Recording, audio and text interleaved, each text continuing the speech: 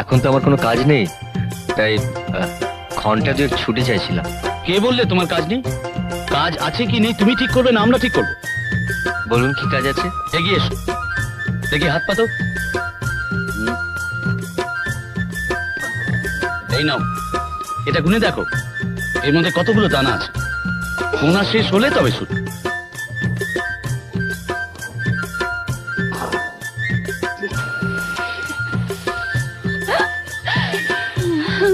কি হলো? আগে গোনা হয়ে গেছে, এর মধ্যে 2,57,991টা দানা আছে। নে, গুনে মিলিয়ে নি।